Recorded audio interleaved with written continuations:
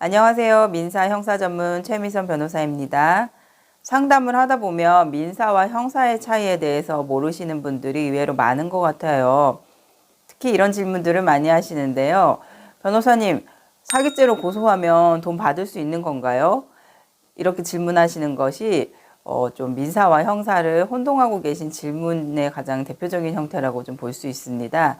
이 질문에 대한 답은 영상 마지막 부분에 알려드리고, 오늘은 이렇게 민사소송과 형사소송의 차이점에는 어떤 것이 있는지 알아보도록 하겠습니다.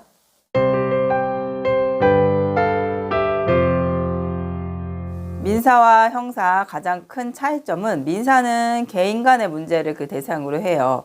그렇지만 형사는 국가기관인 검사가 개인을 상대로 이 사람에게 이런 형벌을 내려주십시오 하고 청구하는 재판을 말하기 때문에 그 대상이 국가와 사인 간의 문제라는 점에 있어서 차이점이 있습니다. 그리고 이렇게 형사처벌의 대상이 되는 것은 대한민국 법률에 명백하게 규정이 되어 있죠. 대표적으로 형법입니다. 쉽게 예를 들어 보면은 A라는 사람이 길을 가다가 B한테 맞았어요. 그래서 상해를 입었단 말이죠. 그랬을 때 A가 할 수 있는 거는, 첫 번째로 생각해 볼 수 있는 거는 법원에다가 내가 입은 손해에 대한 손해배상을 청구하시는 방법이 있고요. 두 번째로는 경찰에다가 신고를 하는 방법이 있죠. B한테 맞았으니까 B를 처벌해 주십시오. 첫 번째가 바로 민사고 두 번째가 형사입니다. 즉 민사로는 돈을 받아내는 것이고요. 형사로는 B에 대해서 벌금이든 징역형이든 형사처벌을 가하는 것입니다. 여기서 또 두 번째 차이점은 증거와 관련해서 차이점이 있습니다. 각각의 절차에서 피해자 A가 하는 역할이 달라요. 민사소송에서는 자기한테 유리한 판결을 받기 위해서는 처음부터 끝까지 다 A가 알아서 해야 되는 거예요. 아무리 A한테 기구한 사연이 있다고 하더라도 판사님은 그런 거 고려해 주지 않습니다. 그래서 A는 본인한테 유리한 판결을 받기 위해서는 자신이 다 증거를 수집해서 제출을 해야 돼요. 그래서 A가 B로부터 맞은 사실, 그래서 이만큼 상해가 생겼다는 상해 진단서, 치료비, 그로 인해서 치료받느라고 회사 못 나갔던 일실 수입이라든지 이런 것들을 다 본인이 증거를 확보해서 법원에 제출을 해야지만 판사님이 판단을 해주지, 이런 거 전혀 없이 판사님이 절대 판단해 주지 않습니다. 그 반면에 형사는 피해자가 고소나 신고만 하게 되면 범인을 잡는 거라든지 증거를 수집하는 거라든지 다 경찰이 알아서 해줍니다. 피해자로서 가해자를 유죄로 만들고 더 강하게 처벌받게 하기 위해서 상해 진단서를 낸다든지 목격자를 확보해서 진술서를 받아서 낸다든지 이런 것들은 하실 수는 있지만, 원칙적으로 목격자 확보라든지 주변 CCTV 이런 것들, 폭행 장면을 본 사람들, 이런 모든 수사 과정은 경찰이 알아서 해주는 게 원칙입니다. 그리고 또 큰 특징은, 형사재판에서는 피해자의 말이 곧 증거가 될 수 있어요. 민사에서는 원고가 본인이 백날 저 사람한테 피해 받았어요 얘기해봤자 증거 없으면은 증거 불충분으로 기각이 나오는데, 형사재판은 피해자의 말 자체가 증거가 될 수 있어요. 가장 대표적인 게 성범죄죠. 예를 들어 이제 피해자가 강간 피해를 입었다 하면 피해자의 강간 신고만으로써 그것이 증거가 돼서 가해자를 형사처벌할 수가 있게 됩니다. 아까 서두에 말씀드렸죠. 형사사건의 당사자는 검사와 피고인이라는 거죠. 그렇기 때문에 피해자는 이 형사재판에 있어서 제3자가 되는 거예요. 그래서 제3자인 피해자가 법정에 출석을 해서 선서를 하고 내가 강간 피해를 본 게 맞습니다, 이렇게 증언을 한다면 그 증언이 증거가 돼서 피고인을 유죄로 만들 수 있게 됩니다. 세 번째로는 바로 돈인데요. 민사는 돈이 많이 들죠. 개인 간의 문제를 법원이 해결해 주는 거다 보니까 인지대, 송달료 이런 법원에 내는 세금 같은 돈을 내셔야 합니다.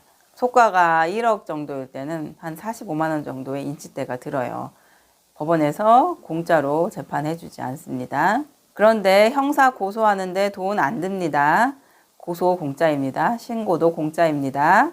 그리고 또 형사재판은 거대한 국가기관인 검찰과 개인의 싸움이기 때문에 이 개인을 보호하기 위해서 헌법에도 변호인의 조력을 받을 권리가 규정돼 있어요.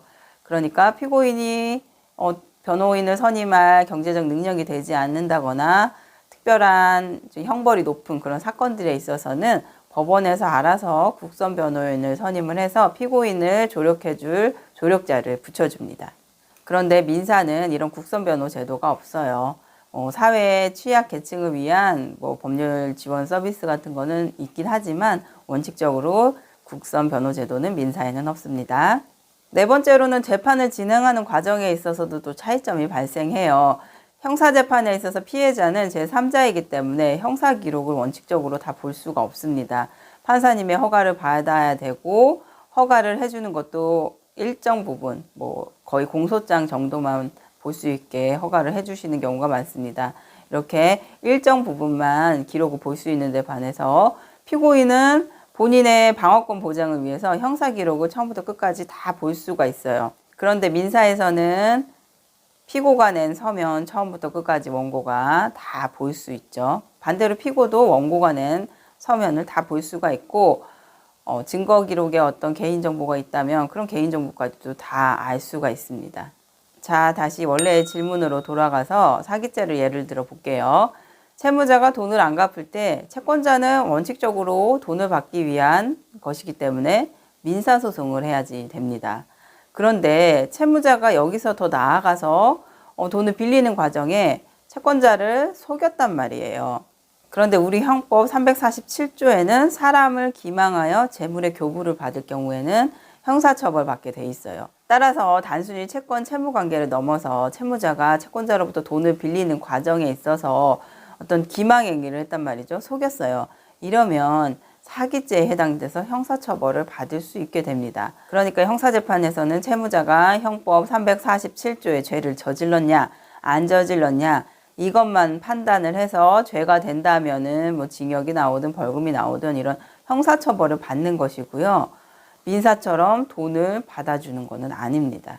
따라서 고소하면 돈 받나요? 이 원칙은 성립하지 않습니다.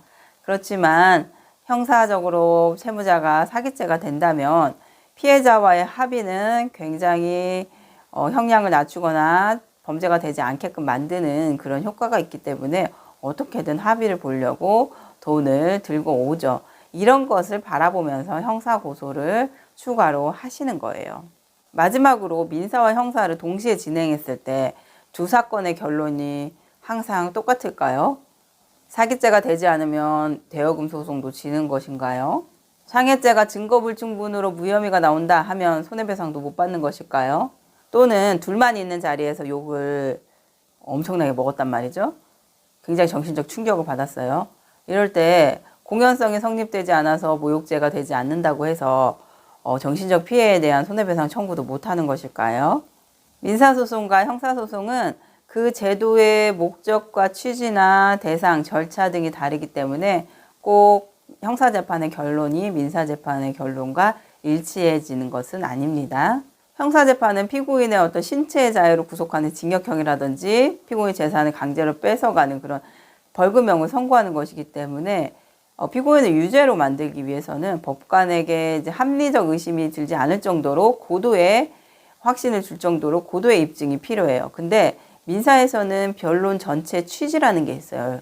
변론 전체의 취지라는 거는 좀 쉽게 말해서 그냥 여러 가지 봤을 때 그런 것 같아. 그럴 수 있겠어. 이 정도의 입증만 돼도 입증이 된다고 봐요. 그러니까 형사재판과 민사재판의 결론이 꼭 같지 않을 수 있다는 것이죠. 네, 오늘은 이렇게 민사재판과 형사재판의 차이점에 대해서 간단히 알아봤습니다. 다음에 또 유익한 영상으로 찾아뵙겠습니다. 감사합니다.